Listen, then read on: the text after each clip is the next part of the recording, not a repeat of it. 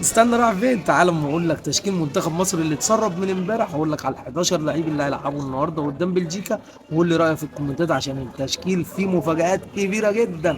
قول لي رايك مين اللي كانت سحيبه في التشكيل الاساسي ومين لا في الكومنتات. على ما اقول لكم النهارده في حراسه المرمى مصطفى شوبير اللي لا خلاف عليه، وما فيش مفاجاه بالنسبه لنا في حراسه مرمى منتخب مصر. هو الحارس العرين لمنتخب مصر في الفتره الاخيره مصطفى شوبير، وقدم مستويات كبيره جدا وخاصه قدام البرازيل. قلبي الدفاع اللي شهدت مفاجأة بالنسبة له وبالنسبة لناس كتير جدا عدم وجود محمد عبد المنعم ورامي ربيعة في قلبي الدفاع قدام بلجيكا في أول مباراة لكأس العالم. بالنسبة لي كانت مفاجأة. الاثنين كان العميد حسام حسن بيعتمد عليهم بشكل أساسي، وهم كانوا الدفاع الأول لمنتخب مصر. طبعا كل الناس هتقول لك محمد عبد المنعم راجع من الإصابة.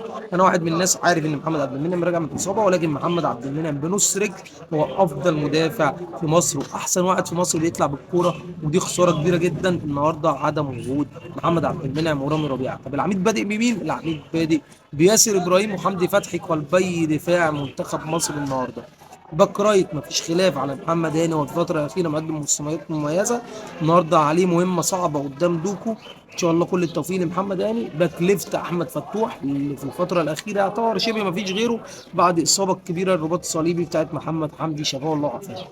نص الملعب ثلاثه مفهومش برضو، يعني بالنسبه لي المفاجاه الكبيره غير مهند لاشين اللي تسبب في خطأ قدام مباراة البرازيل، ولكن من بعديها قدم مباراة مميزة. النهارده مهند لاشين موجود في التشكيلة هو مروان عطية، وقدامهم إمام عاشور.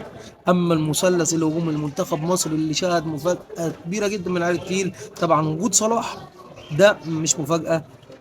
وجود مرموش برضو مش مفاجأة. الاثنين كنا كلنا طبعا معتمدين عليهم ان شاء الله، وان شاء الله يعملوا الفرق مع منتخب مصر. ولكن المفاجأة بالنسبة لي هو مع زيكو النهارده في التشكيل الاساسي لمنتخب مصر بديل لتريزيجيه. مفاجاه من العيار التقيل.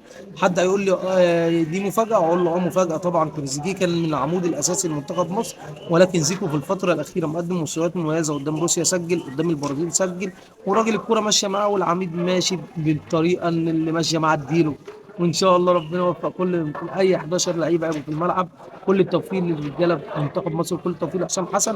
ان شاء الله تفرحونا النهارده، قادرين ان شاء الله تفرحونا. خليكم واثقين من نفسكم، قدها رجاله ان شاء الله.